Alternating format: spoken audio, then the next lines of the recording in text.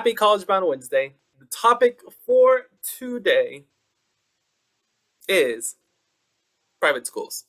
And just, why consider private schools, what that option kind of looks like, and all the options that come with, without, and everything in between when it comes to private schools and all the opportunities out there. Because a lot of us maybe sometimes get a little bit scared, or maybe don't feel like it, or maybe don't have private schools on the radar. And I think it's a really good, viable option to just have in the corner, have as something to consider because it gives you great opportunities for the future and great opportunities to just branch out and explore. So, to welcome you all back, I just have a few questions for you. How many of you can either raise your hand, drop it in the chat, but how many of you are thinking of applying to private schools? How many of you are already thinking like, oh yeah, that's me, I'm for sure gonna do it? Ooh, I see 3. Anyone else? 4. Nice. Okay, nice. A few. Not bad. Now, for the rest of you, because not too many are thinking private schools, what's one thing, again, drop it in the chat, unmute yourself, whatever works best for you. What's one thing that's stopping you from applying to private school? Whether you're not sure, whether you think it's the money, what's one thing that's stopping you from applying private? What's one thing that you're like, maybe this isn't for me, or not for me? Or what's one thing that comes to your mind when you think of private schools or out-of-state schools? What's one thing? Let's see. Tuition, I feel that. I know that. Confidence, I feel that too. They're expensive, I feel that too. Private schools tend to be, a little pricier when we go private. Money, being far away from home. Okay, I understand that. Nice. And then, all right. So, a lot of what you guys are saying is a lot of what I kind of assumed as to why a lot of you guys don't want to do private schools. So, my goal and my little mission for today is to kind of debunk all those theories so that we can kind of explore and see what our opportunities are out there for private schools, and maybe start thinking of adding it to our master college application list so that we can start applying to them for our full application season. Because to be honest, we literally just have this month of exploring, and then next month, which is like a few weeks away, we're going to start physically applying to all these different institutions, from private, UC, CSU, and walking through the applications every step of the way. So my goal is to kind of debunk and expose you to the opportunities for you when it comes to private schools. So fun times. So what about the cost, right? I can't afford private schools. They're too expensive. You're right. Like, I'm not going to lie to you and say they're cheaper options, because let's compare and contrast, right? Our UC, CSU schools are so much more affordable when it comes to those private schools, right? CSU Northridge is barely $23,000. UC Irvine is $36,000, $37,000. And a lot of these schools have in-state tuitions and a lot of financial aid options to make it affordable. It automatically seems cheaper when you compare it to a school like USC, right? USC, that's $82,000. Who has that type of money for 4 years? Like, that's an insane amount of money. And then if you're thinking of an out-of-state school, that's an added $28,000 to $30,000 to $10,000 that could be added to your tuition. So that's also like, maybe I don't want to do that.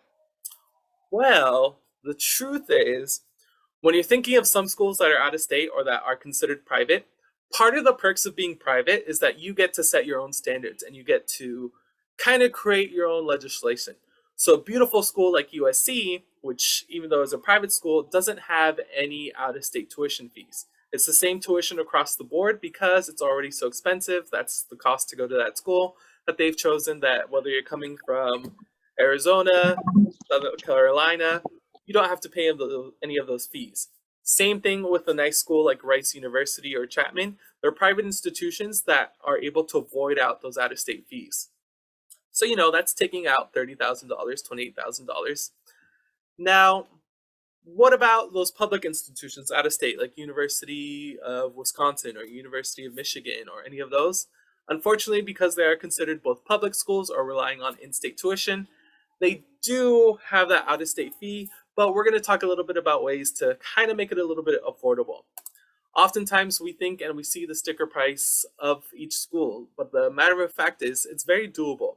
So right here I have a little award letter, which you guys will be seeing either at the end of your senior year, well, next semester of your senior year, if you're juniors, underclassmen, freshmen, sophomores, once it comes to your senior year, you're going to be familiar with this.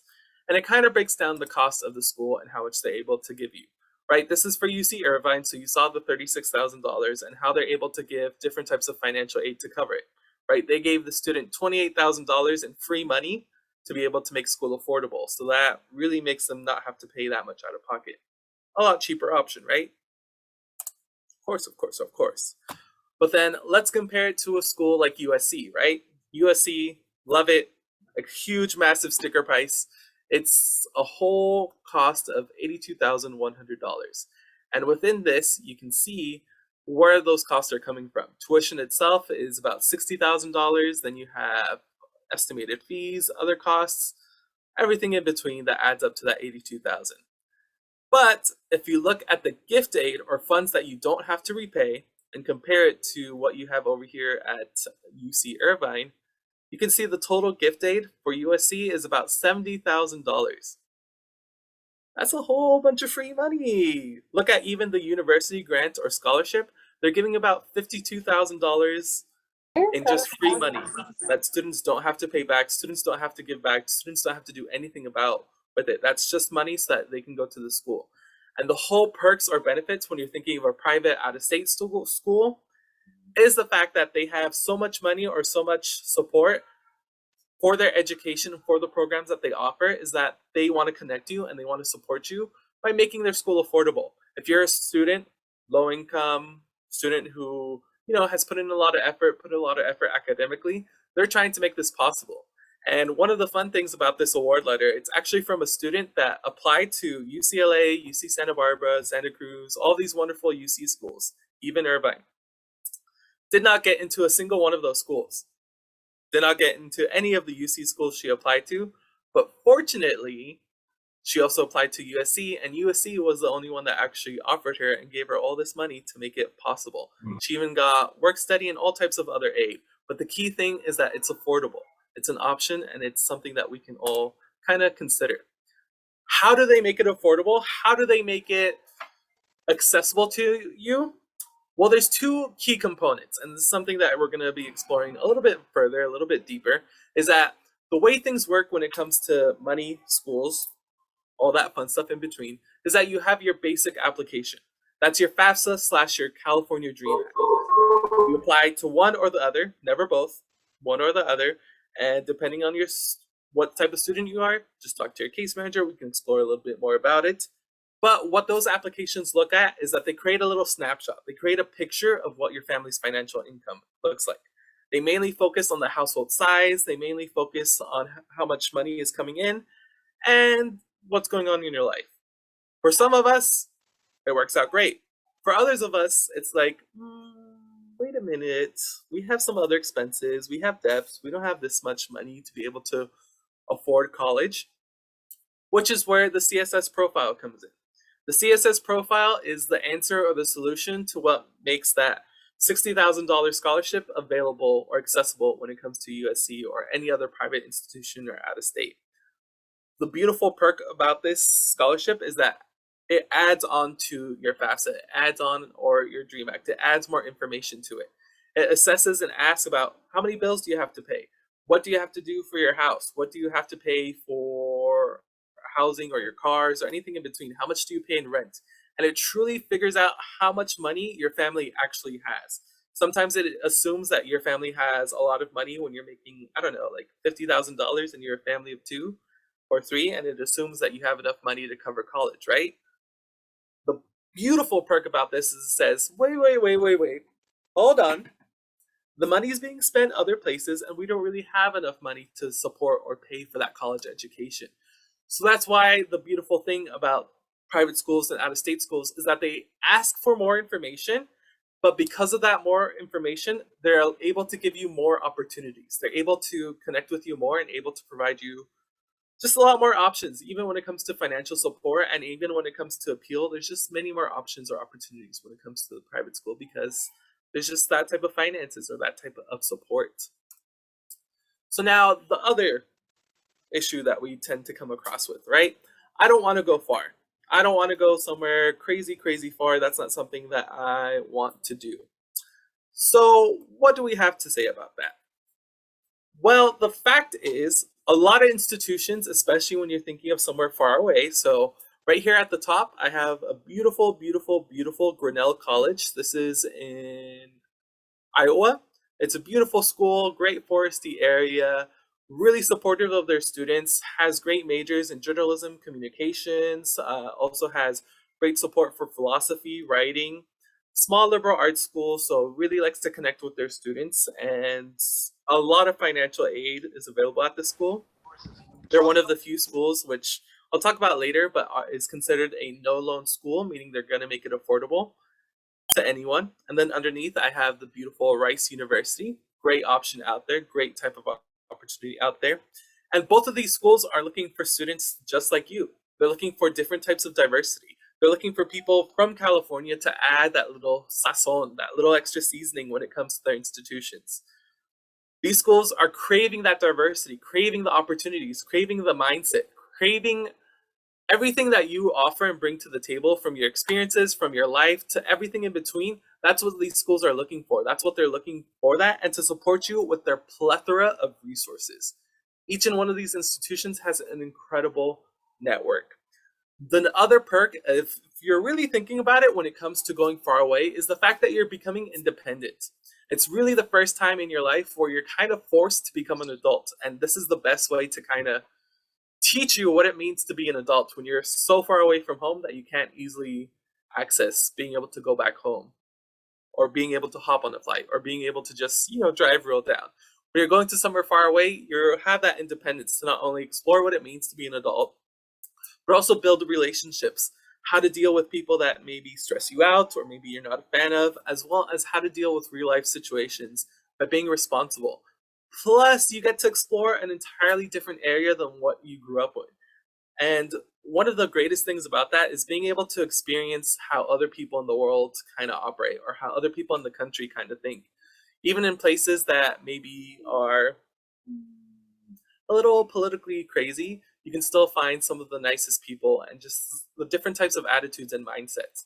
Even for a school like Grinnell College within the local area, a lot of people are super sweet. A lot of people actually leave their doors unlocked because the community is so small, so sweet, and there's so much trust within the community that, you just leave your door unlocked. That's not something I would do here. That's not something I think is for California or LA, but that's a nice little opportunity or change of pace. Just meeting people that, are able to set aside what they believe and being able to connect with as people, just be nice. And the cost, well, we just debunk the cost, but they're able to waive those out of state fees. So if you are thinking of going far, those fees can go out the door. And let's say maybe you're not thinking of a private school like Grinnell or Rice University. Maybe you're thinking of another type of school or opportunity. Well, a great option to kind of waive those and consider out of state is the WUE or WUE, which is the Western Undergraduate Exchange Program. The incredible thing about this program, and you have a little pamphlet or a little kind of flyer that gives you the details of what schools are on the Western Undergraduate Exchange Program, is that it's a set of schools from 16 different states, and they're all kind of working together to lower and reduce the cost of out-of-state tuition. So essentially, it's like a little scholarship where they're waiving that out-of-state tuition fees, and it makes it 100% possible for you to attend those colleges and those universities. It's incredible schools from in Alaska to places in Colorado, Carolina, everything in between, and they're making it accessible to you. There's even schools here in California for people coming from Las Vegas or things like that. Even for students that are thinking of maybe the University of Nevada, Las Vegas, they're part of the WUE, so they're able to wipe away or cross out your out-of-state tuition fees and make it more affordable. make it an option for you that you can actually go there and lower the cost of tuition so that you're like an in-state resident. In-state tuition is always much cheaper. That's why for us, you know, Northridge is so cheap, or UC Irvine is so cheap because in comparison to going somewhere else, because we're in-state residents, and that's what the WUI does. It helps kind of mediate that to make it accessible for you to be able to, make school affordable, be able to kind of explore and just vibe out. What if you're like, you know what, Eddie? I love what you said, but no, that's still not for me. I'm not ready to be that independent. I'm not ready to go that far away. That's not something I'm kind of there yet at. Okay, fine. But you should still think about doing private schools. Within California, there's so many different types of private institutions, as you can see scattered across in this beautiful little map, that there's plenty of places for you to go on in the different sectors, different regions of California. I love this map honestly so much because how it's broken up into regions. Because let's be honest, Southern California, Northern California are two completely different worlds. Same thing as Central California to here in LA. It's completely different. So understanding what that kind of region looks like.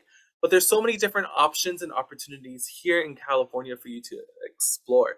There's over 75 different schools and independent colleges with, very different unique personalities for you to kind of dive in and see what is out there, to see if it's really your vibe, to see if it's something that you want to consider.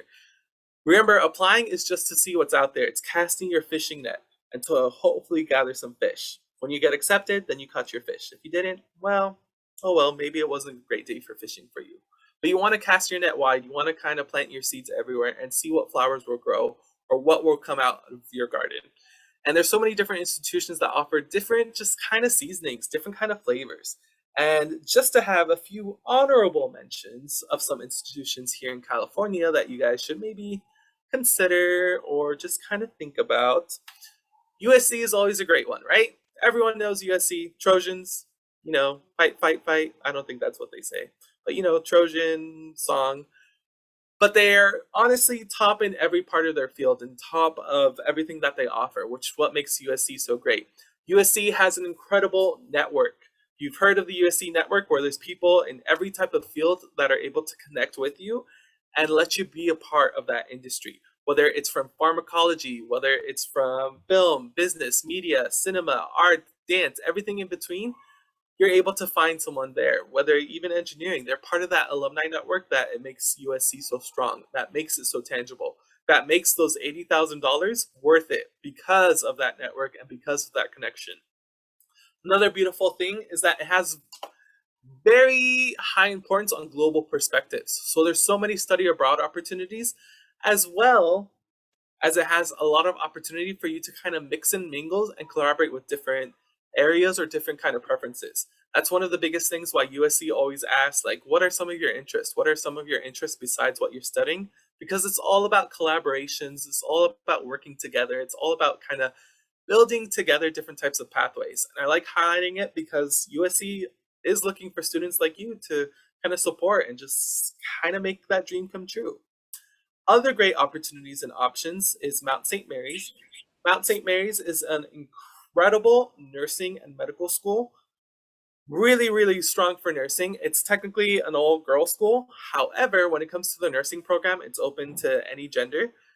So if you're someone that's interested in nursing, which I know is something super, super popular, Mount St. Mary's is a really good school to consider because of their network, their connections, and just the type of atmosphere. It's very one-on-one, hands-on, and just really diving in, connecting with you.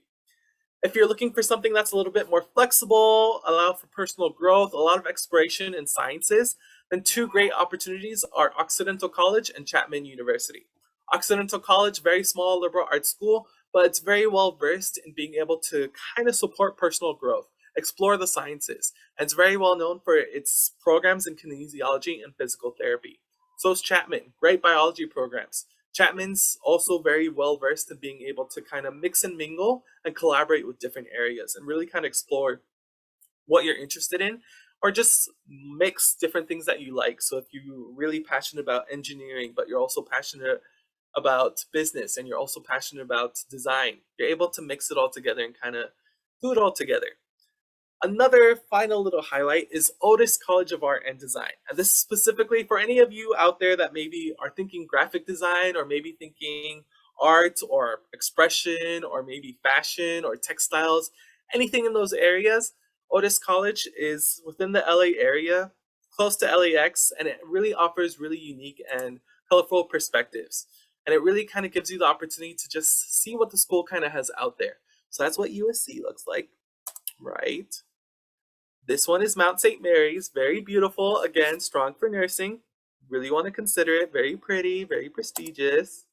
Then right there we have Occidental College, very nice vibe, very kind of old school. This is Chapman University, like look how pretty, it's like you're at the president's house. And of course Occidental College, because it's all fashion design. It's really cool for architecture as well if you're someone who's interested in studying architecture. And then other honorable mentions, LMU is great for animation or design if that's anyone's passion. Business is also a great option at LMU, so think about it. There's plenty of options out there. Explore them with the different resources out there. So what other factors do you want to consider and do you want to think about when it comes to private schools, or what are some of the other benefits or perks? Well, if I haven't convinced you yet to at least start thinking about private schools or adding it to your list, because private schools are highly selective, that means they're making an investment in you. They're making an investment in what you have to offer, and they're investing in, supporting you with your education. Because of that investment, they have higher numbers and resources to support students that graduate and students that are able to graduate, with a plan or with that career or with what it is that they're working for or working towards. Highly selective schools like private schools, out-of-state institutions, have a 90% graduation rate versus, schools that maybe aren't as selective or maybe not as selective or pretty kind of open schools, they have lower graduation rates. So when you're applying to school like a private institutions like USC, Grinnell, that are highly selective or that really putting in so much effort to finding the right students or finding people that are going to fit their campuses, there's that investment there. So they're trying to ensure that you're able to graduate, that you're able to move on to the next phase, and you're able to kind of go on to what it is that you're passionate about. There's that culture of thinking of graduation, thinking of what's next, thinking of what I need to do, thinking of where do I want to go? What do I want my life to be? That's the kind of mindset. And because of those resources, they have that access. Chapman has great resources and networks to make it affordable, make it accessible, make it an option for you, whether that's summer jobs, internships, everything in between, tapping into the alumni network. A great school that has also another incredible alumni network is Rice University. It's honestly like USC, but just, in Texas. So you're able to see what it's like down there south, be in the little heat, everything in between, and kind of explore. So why private? Why should we all just be thinking about private? Just a little recap is the countless amount of resources, the countless amount of opportunities that are out there, from the huge network, from the big support from students, faculty, clubs, and organizations, to research, to being able to explore different internships, avenues, their alumni network.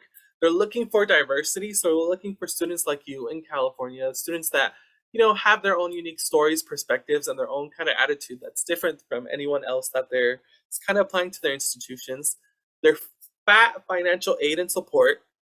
Private schools can give you so much money and make it affordable to you, from $30,000, $50,000, $60,000 scholarships just to make it accessible for you to go to that school and that institutions. A chance to be somewhere new, to be completely free in a new state, in a new atmosphere, in somewhere totally, totally new. And at the end of the day, they want you for who you are. So they're looking for students and engaging with them and exploring who that student truly is. They're really trying to connect with them and making sure that they're the best that they're the right fit and they're here to utilize the resources here at that institution. So let's get into it. Let's explore our different options and let's explore the difference between everything. So I know I keep saying private, out of state. So what's the differences between the two? How does that kind of look like? Public / in-state or out-of-state schools, all that it essentially means is that these schools are contingent or relying on money from the state, from that state. So a great example of that is that our CSUs rely heavily on our in-state funding, and there are in-state tuition schools. They are our public schools from Dominguez, Long Beach. All these institutions are incredible. They're a little bit smaller or sometimes large, depending on what state you're coming from, but they have a lot of resources, they have a lot of networks, and they have the opportunity to kind of be a little bit hybrid. When you're thinking of private out of state in state schools, they have an abundance of resources. They're contingent on their own money. So that means they're looking for donors, people to give back to the community. Usually a lot more expensive, which is how it'll kind of identify for you, like, oh, this is a private school, when you see those large sticker prices. But it also means that they have a lot of resources and a lot of connections. And some schools are a mixture of both. But part of the perks of that is that it's able to give you just different networks and different kind of avenues.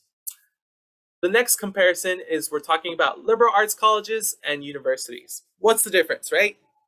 Liberal arts colleges, or just a college in general, is usually a little bit smaller, right? Whenever you see a school that says college, so like Grinnell College, Harvard College, we're looking at schools that are smaller, small class sizes, but one of the nice things is that they have a lot of access or resources to kind of connect with you one on one, to kind of build you up and kind of have you explore the different avenues and kind of different types of personalities or different types of things that you might be interested in.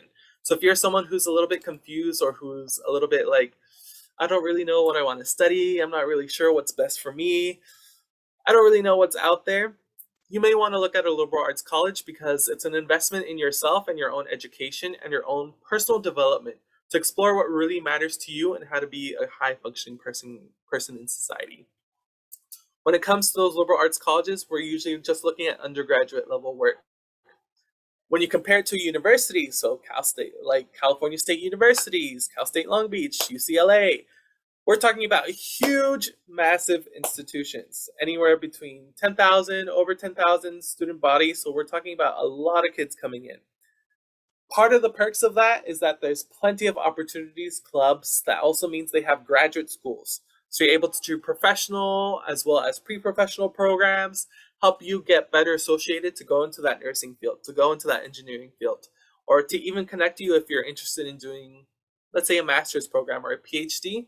Universities are a great option because you're able to kind of stay there the whole route, or you're able to kind of connect with that the whole route. The downside is that because it's so large, you can kind of get lost in the sauce, right?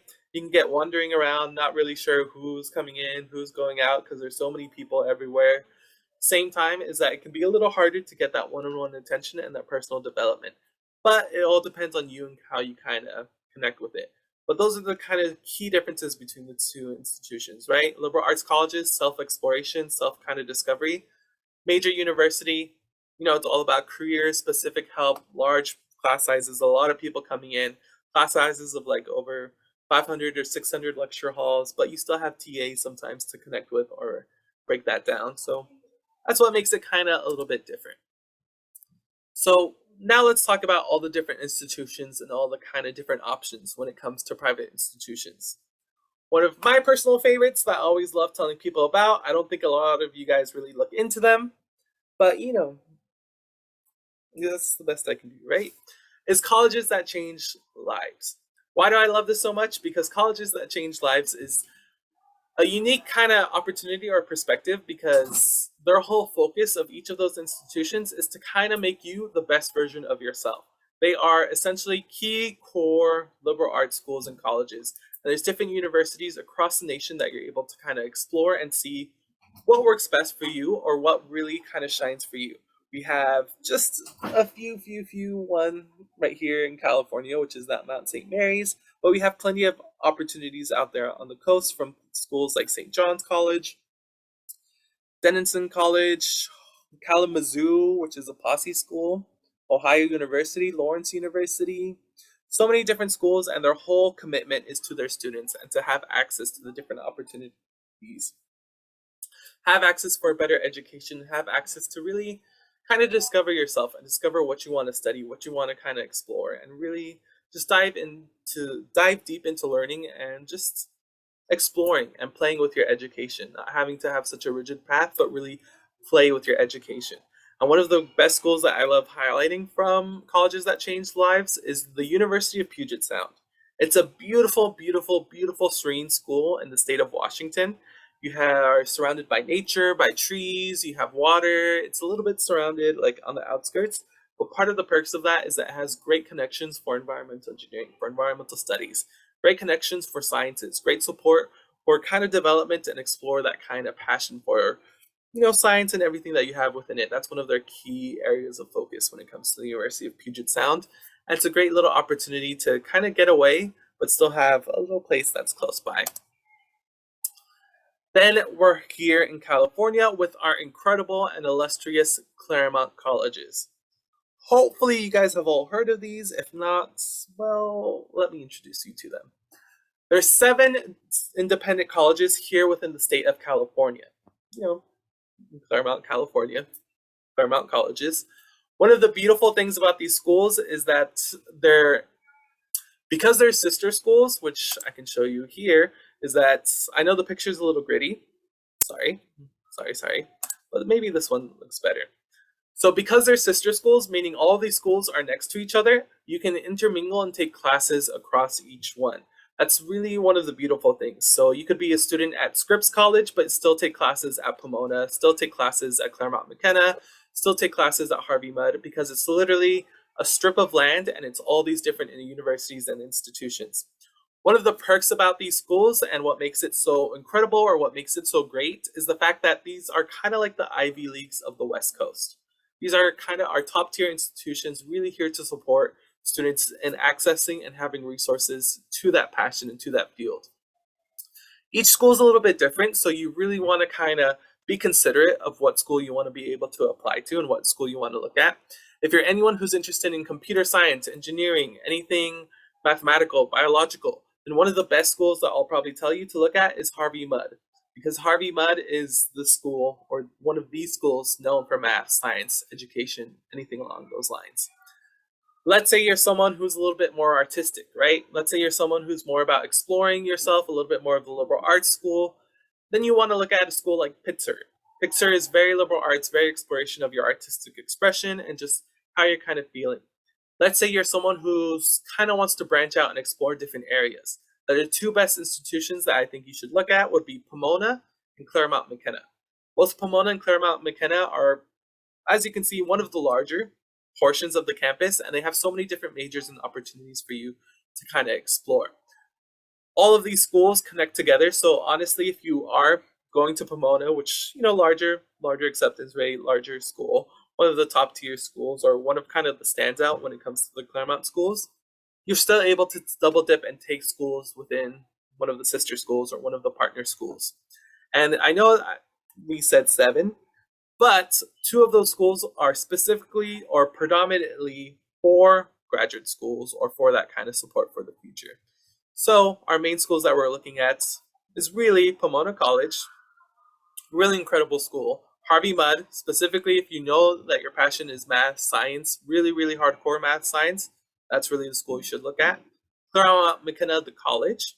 So that's for you also kind of like Pomona College, able to explore, dive deep, see what else is out there. Pitzer College, which is a little bit more artistic, and then of course Scripps College, which is kind of the unique one because it is a women's only college, meaning it's only for female students to be able to go and attend that college. But again, you have those experiences to be able to take classes across the board, which makes your education at any of these institutions so unique because you're able to really dive in and really explore what else is out there and just explore different types of universities. So that's what makes the Claremont colleges so unique and just, I guess, makes it stand out so much as the Ivy Leagues of the West Coast because you're able to kind of dive in and just explore, and connect with all these incredible institutions from their network to their resources. So speaking of Ivy Leagues, let's talk about the actual Ivy Leagues. So the actual Ivy Leagues on the East Coast are considered the founding schools. So they're the same type of institutions that kind of started our education system, started kind of creating that kind of little vibe when it comes to the Ivy Leagues. There's 8 institutions that are considered part of the founding Ivy Leagues, and part of the reason why they're Ivy Leagues is that originally they competed part of a sports league, and these are the only schools that were able to compete within these sports leagues and to be able to compete within these soccer games. As the schools have grown, as the schools have developed, what makes them so competitive or what makes these schools so hard to get into is not only their resources, not only their name, not only their brand, not only the opportunities that it can connect you with, so like the Brown Network, but the fact that they haven't changed their class size since the schools first started. What does that mean? Is that, let's say Brown University only accepts 500 students. Since the school has started, it has not changed that. Meaning, however popular it's gotten, however popular from either 100,000 to 200,000 people applying to these institutions, Brown is still saying, sorry, the value of my education, the network, and that one on one attention I can afford my students means I'm going to keep my classroom size the same, 500. So, of these 100,000 applications, 200,000 applications, I'm only choosing 500. That's not the correct number. I'm just made up numbers right now to make estimates, but that's what makes these schools so highly competitive. Not only for their resources, academic excellence, but the fact that these schools haven't changed their class sizes, which really makes it incredible. But just to add to the fact that why these schools are so important or why these schools make it so amazing is because they have the resources to offer a no loan education. What does that mean? That if you are a student coming in or trying to apply to these institutions, low income students, students of color, and you're trying to think of Brown or you want that to be your school, they're willing to make a promise to you and make sure that that nothing will hold you back from being able to take advantage of that education. That means that if your family can afford for you to travel, your family can afford for you to go to that school, your family can afford to pay for that, Brown is going to create some form of award package, some form of financial support so that you have no stipulations, no problems, no reason to not attend Brown. They're going to make it work for you and they're going to make it accessible to you. That's one of the beautiful things about any of these Ivy schools, from Dartmouth to Harvard to Brown, Yale, Columbia, Princeton, Penn, and Cornell. All of these institutions have that same promise to make it affordable for you and to let no boundaries, no limits stop you from achieving that education. So if this is something that you've dreamed of, this is something that you're constantly thought of, like, oh my gosh, I want to do an Ivy League. Oh my gosh, wouldn't it be nice? It won't hurt you to apply. It won't hurt you to see, because at the end of the day, they're choosing who they want to be, and who knows, it could be you. And if you're maybe considering like, oh, I could never afford it, like I said, there's the promise. They want to make sure that there's nothing holding you back from taking advantage of their education. So really consider it. If this has been your dream school, apply for it. Don't walk away knocking yourself down saying, I should have applied or I should have tried. Go for it. It's never going to hurt you. Never, never, never. Now, let's go to something a little bit wider. Something a little bit fun is the historically black colleges, so HBCUs, which started in 1964. These institutions were originally intended to help out or serve the black community, but has now grown to support and help out students of color across the nation. It's not specifically for students that are black or students of color, but one of the nice things about these institutions is that they have high populations of black, Hispanic, Asian, different types of communities and different types of students. The incredible thing is that a lot of these HBCU institutions today have been able to offer 27 different doctoral programs, right, graduate degrees, master's programs, all supporting various different students of color.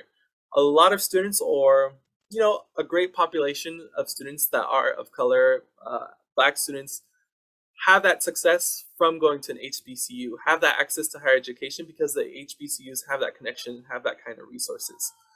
A lot of young professionals are graduating with that success. HBCUs like Howard graduate more doctors, more lawyers of color than any other school across the nation because they have that network, because they have that connection, and because they want to support students in having access to great educations regardless of ethnicity, race, or anything in between. The whole point is access. And the whole point is just kind of community. So students from all across the world are able to participate in this. And one of the unique things is that there's so many different HBCUs. There's so many different colleges, as you can see from the little picture. And one of the beautiful thing is that each of those schools have incredible traditions, from doing majorette, from doing drum lines, for having the spirit of football games, from being able to kind of vibe together, to different experiences, to the education, having you become an entrepreneur, having you being able to work together, having you kind of be that top tier or be like the best version of yourself. That's what these HBCUs stand for. And another little unique thing about these schools is that they even have their own kind of application system, which is, fun little fact, which is in one of the links of the email, but it's known as the HBCU Common Application or the HBCU College Application, and it's the same thing as any other college application, where specific set, it's a specific application to apply to a broad amount of HBCU universities. So if that's something that you're passionate about, again, speak to your case manager so that we can help make those accounts, so that we can help make this accessible to you, as well as help you out in polishing that application to make it just gorgeous. Just 100% stunning. Then on the other side of HBCUs, we have Women's College Coalition. So what this all kind of focuses on is just a set of colleges that are specifically for students, or are colleges that are predominantly for single sex students. What do I mean by that? It's that it's a place for you to be able to go to school with people of your own gender, of the same gender. And what part of the reason why these kind of institutions exist is the fact that, sometimes it can be uncomfortable having to deal with people from, different genders, different things. There's a lot of inequality when it comes to, opportunities and options when it comes to both men and women. So going to a women's college has a great opportunity or advantage because it's an equal kind of playing field. Your next competitor is the same gender as you. There's not that much competition, and these institutions are here to really rally around women and really be able to support them to kind of be the best version of themselves, which all these institutions are focusing on, to be honest. But it's all to kind of have that freedom to explore and take education in your own hands, and really being able to explore what best fits you, being able to explore your education in the best comfort for yourself so that you have as best access to yourself. Some of these women's coalitions colleges have partnerships, so you're able to kind of intermingle or see people of the opposite gender. However, some of them may not. It all depends on the colleges and institutions. Some notable mentions on here is Mount Holyoke is a great opportunity or college where it's all focusing on the education vibe, everything in between. Mount St. Mary's, like I said, is an all-girls school with the exception of the nursing program. Scripps College, which we talked about as one of the Claremont schools, also an all-girls school. But again, the whole point is to kind of build you up and kind of focus on that education, focus on the path, focus on just being great, and just, have no other stressors of any other barriers, any other preventing you from being successful. It's all about you and having that success, having that reach for the future. And then, of course, we have the illustrious green colleges. So, green colleges are schools that not only are in very natural or very beautiful kind of areas, very, very, pretty kind of little natural areas, but their main focus is being environmentally friendly and being able to be environmentally conscientious and being able to support their footprint and being able to highlight or talk about what their footprint on the environment kind of looks like and what that impact is, being conscientious of how they kind of make that impact. So, what the green colleges focus on is just being environmentally sustainable from either the resources or the materials they use on campus, from the way they distribute their food, from being able to grow their own food, from the resources around them, from making things affordable or renewable energy. So if that's something really important to you, or if that's, very conscientious or something that you want to study, then maybe one of these green colleges might be a best option for you. Maybe it might be a cool opportunity for you to kind of engage. So a school like that is Pittsburgh, which is environmentally friendly and conscientious. Another great school is Ithaca College. That's over there in New York, but it's a great opportunity because Ithaca is great for physical therapy.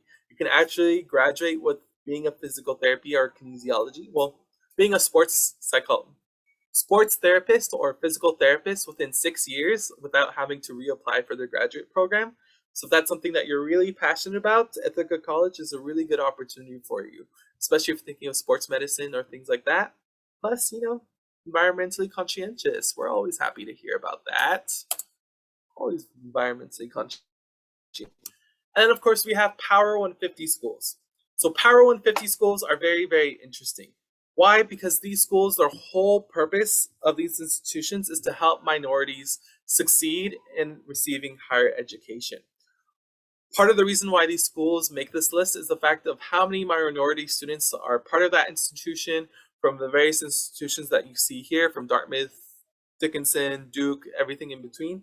and how they're able to support them in being able to succeed in not only graduating, helping receive their job, helping them receive what they're passionate next, having graduation rates of above 75%, which is truly incredible.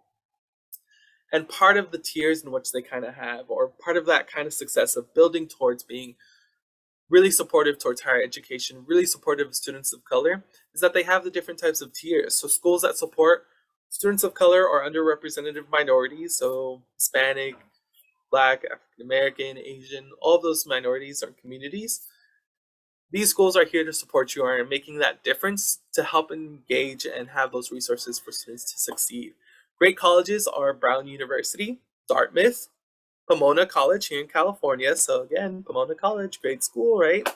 Seattle University, if you want to go to Washington. Spelman College, which is one of the HBCUs. Syracuse University, if you're someone who's really interested in being forensics or CSI or anything like that, Syracuse is a really good school to kind of explore that, or anything medical. Syracuse is a great school to just abroad across the board. Huge university that has great opportunities and great success. Also, very nice financial aid to support students. Then we have UCLA. Then you have our tier B, so 60 to 75%. Then you have our 51 to 60%, and our 50% or lower. Within that 51%, you can see Cal State Long Beach, yay. You can see UC Merced is great support for helping students of color, being able to support them. Rutgers, Hampton University, Southern Oregon, University of Alabama. So these are all great schools to maybe check it out or see what else is out there. The whole point is just to be able to support schools. And within your email, you have access to the full Power 150 report and just understanding how they pull their data and how they kind of support with that. Then another lovely opportunity is the Hispanic serving institutions. So, what makes this institution a Hispanic serving institution? Well, they have to have at least 25% of the population can be consider themselves Hispanic or Latino.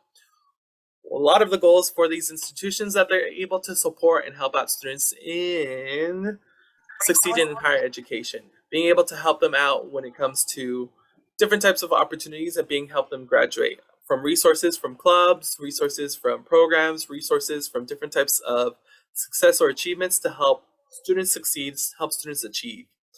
There's 539 different Hispanic serving institutions, and 67% of Latinos are attending one. Almost all of our CSUs are considered Hispanic serving institutions. A good portions of our UCs, or a few of our UCs, are also considered Hispanic serving institutions. There's even Hispanic serving medical institutions. So if any of you guys are thinking medical school or medicine or things like that, below I have some options of some great medical Hispanic serving institutions like Johns Hopkins School of Nursing, fun, UC Davis Health, School of Medicine. Then we have the University of Utah School of Medicine, Tulane, different types of institutions to consider. University of Miami, ooh, Miami vibes, fun times.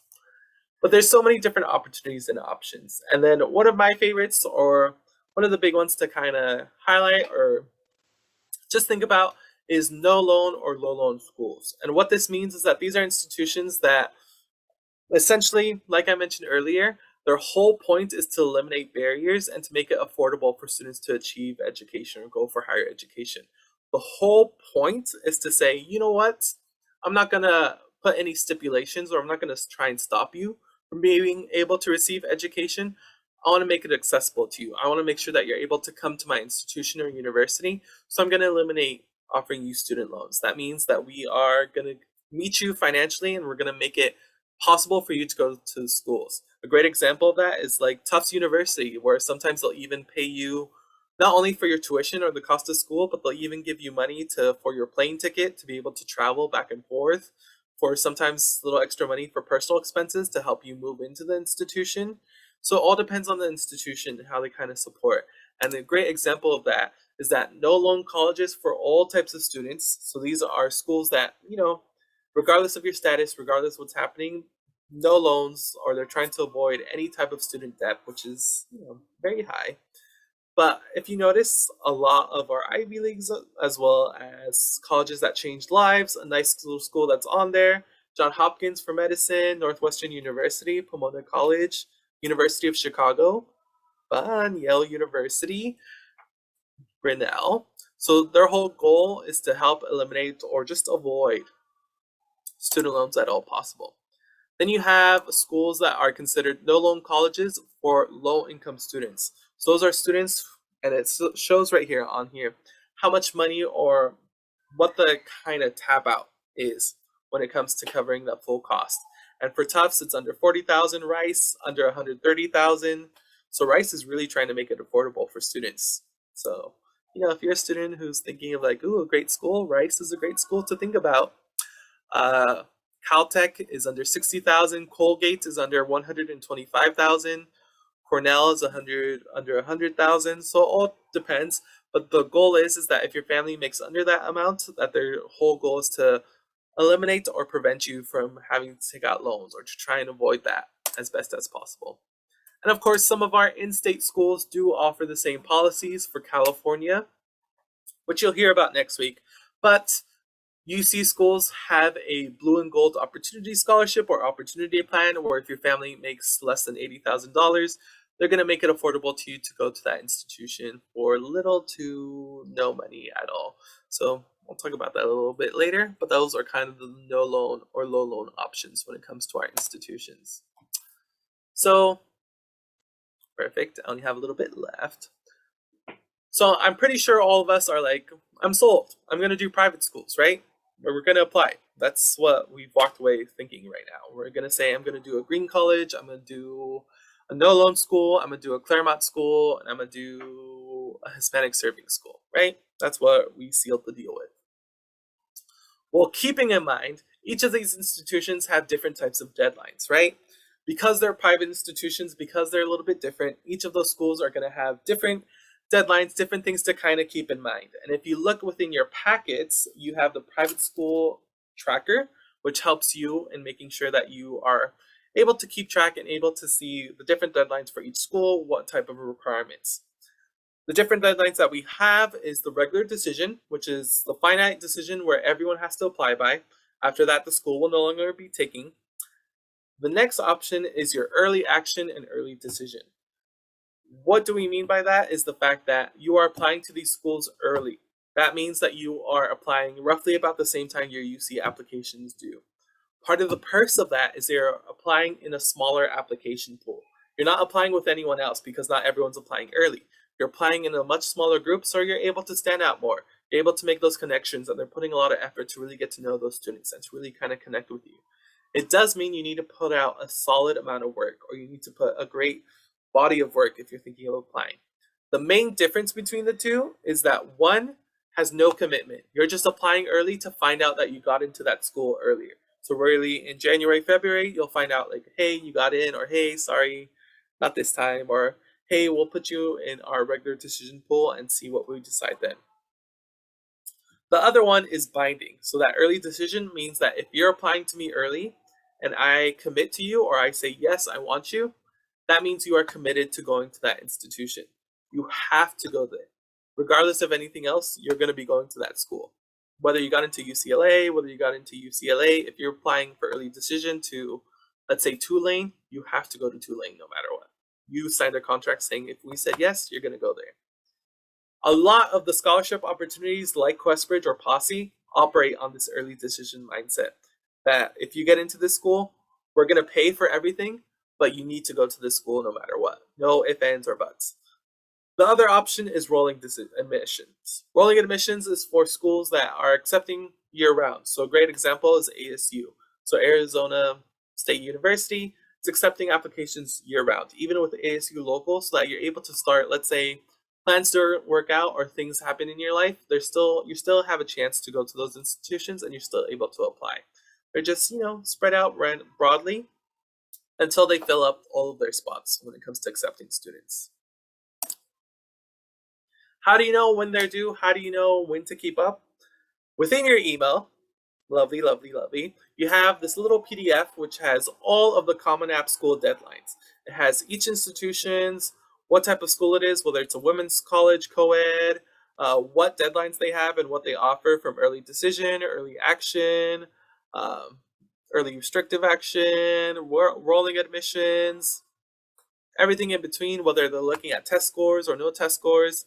It's all on there. And it's a great little opportunity to help out and research. We also have it within our clubhouses, so you're able to see the physical copy and flip through and find your institutions or browse around. Now, how do the applications work? How do we kind of secure the deal or figure out that these schools are going to, make that commitment to us? So because these private institutions are known for being highly selective, that means that they're taking a holistic approach. That means they're looking at every facet and every component of your applications. They're taking into account your academics, your extracurriculars, your activities. They're looking at your personality. They're trying to get to know you. The whole goal is to validate or see that you could fit on their campus. The whole point of your application is to paint the picture to say, hey, I'm the perfect Rice University student. Here's why. I'm going to participate in X, Y, B, and C club. I'm going to be doing X, Y, B, and C. I'm an addition to your school. I can add a lot of flavor.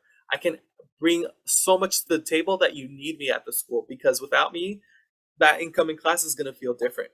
That's the whole goal, to paint that picture to see if this is really the right fit. It's kind of like a little Tinder date, right? They're trying to make sure that everything matches together, everything kind of fits together. How do they kind of figure that out, or what are the key components when it comes to the application itself? These are the key three things that are going to seal the deal when it comes to your application. Aside from your resume and talking about that, is your personal statements, being able to talk about yourself, being able to showcase and represent who you are as a person or something that you've experienced, or being able to just break down your thought process and break down what you're passionate about and what your kind of goals and your ambitions are for the future. That's what the whole point of the personal statement is. Tell me where you've come from, tell me where you're at right now, and tell me where you want to go. Tell me a little bit about what you've kind of grown up with, what you've kind of faced. Tell me what you're kind of doing right now, how you've kind of grown or how you've kind of developed, and tell me what you want to accomplish in the future. What's that you want to achieve or attain? And usually that's like 600 words, right? The next component is those letters of recommendation. That's what's going to seal the deal and really just put your whole application in a beautiful little sandwich. The whole point is that you choose someone that could speak well on your behalf, not someone who doesn't know you, not someone who you barely met, but that you speak or ask someone to be that recommender that can speak very well on your behalf. Talk about your academic strengths, personal qualities, things that you do in life, things that you can kind of showcase. The key thing about that recommendation is not only validate everything you put on your application, so validate that you've done these things or validate that you're the type of person, but highlight how you could be an addition or what you can bring to the table. Make sure that you're choosing someone that you can rely on and be that sensei, someone that you can kind of look up to and support you with those letters of recommendation. If you're choosing someone that maybe, unfortunately, for those of you that were thinking maybe a coach or something like that, maybe pick someone else, because oftentimes when we look at those letters of rec, not so great. Think of someone that truly knows you, whether it's a staff at the Boys and Girls Club, whether it's a counselor, whether it's a teacher, someone who you can rely on, look up to, and really just have clear, open-ended conversations with. That's the whole point. Because these letters of rec honestly bring so much to the table that it really seals or makes the difference between you getting into a school or not. It can make the difference between you getting a scholarship or not. Especially when it comes to scholarship season, letters of rec are a huge factor to it. So really, really, really think about who you want as your recommender. Then, of course, supplements. Supplements are the most fun because it's going to be different from every institution.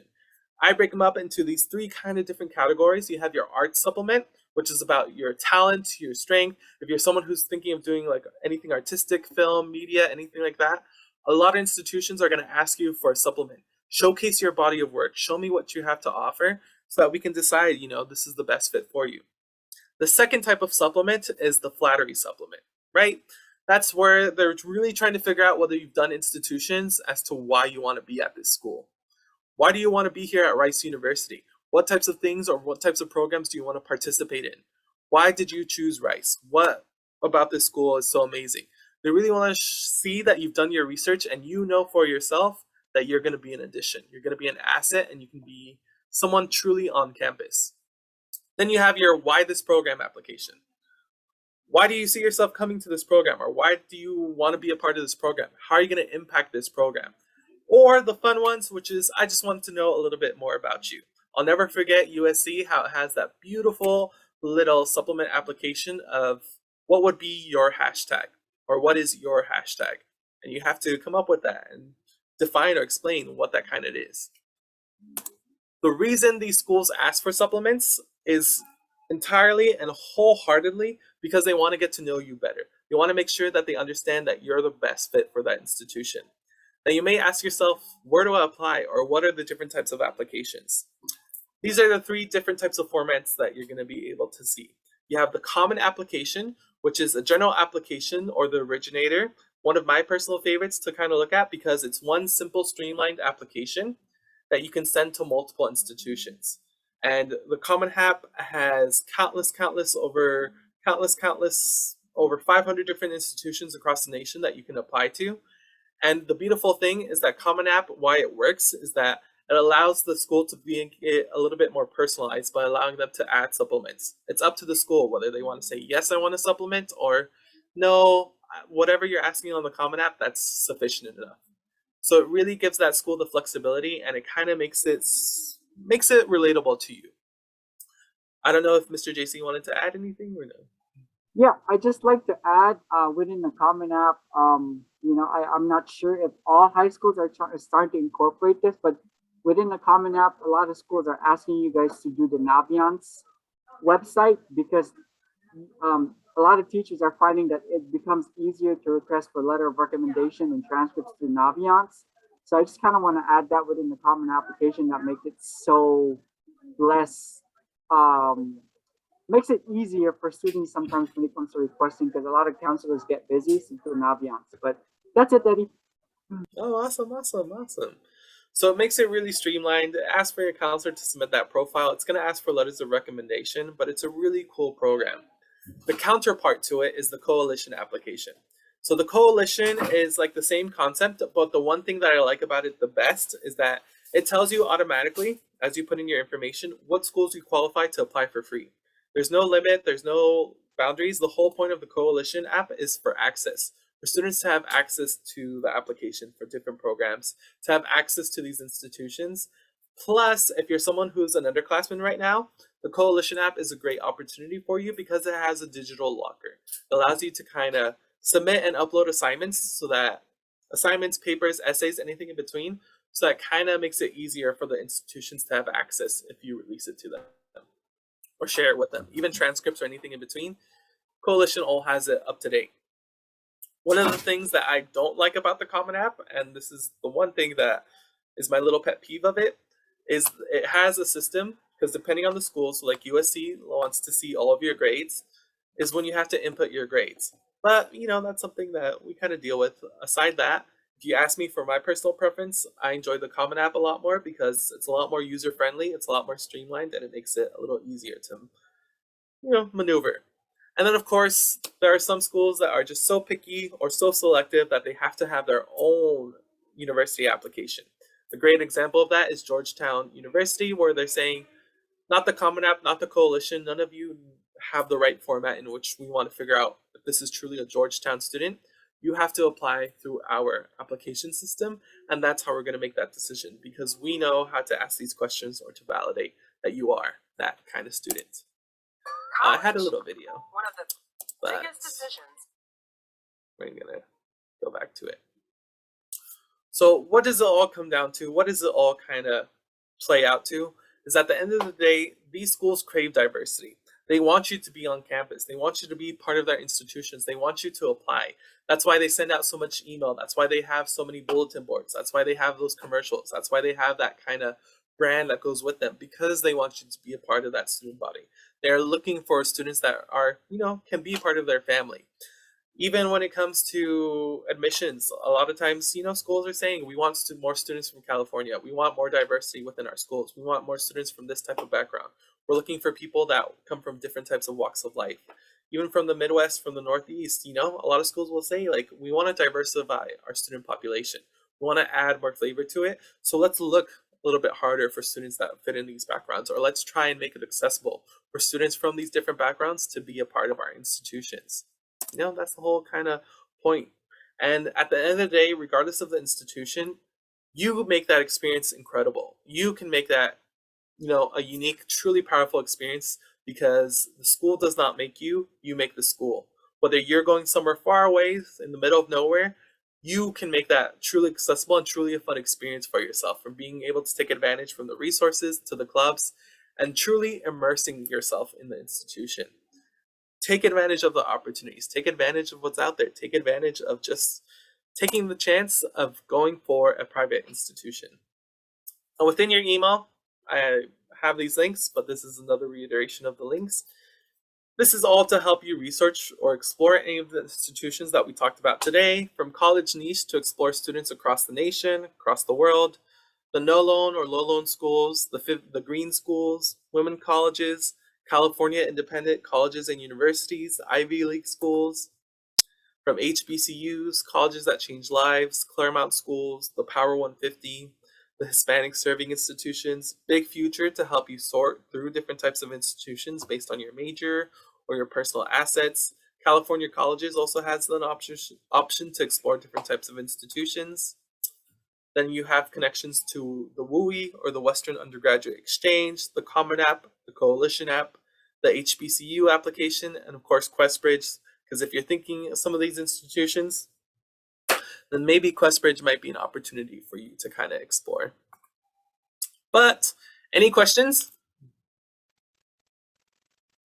Eddie, we did have a question on the chat. It says, what if, through the binding application, I can't afford to go to that school?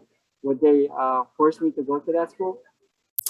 That's technically one of the only ways you can get out of it. But a lot of the schools that offer the binding contract are no loan or low loan schools.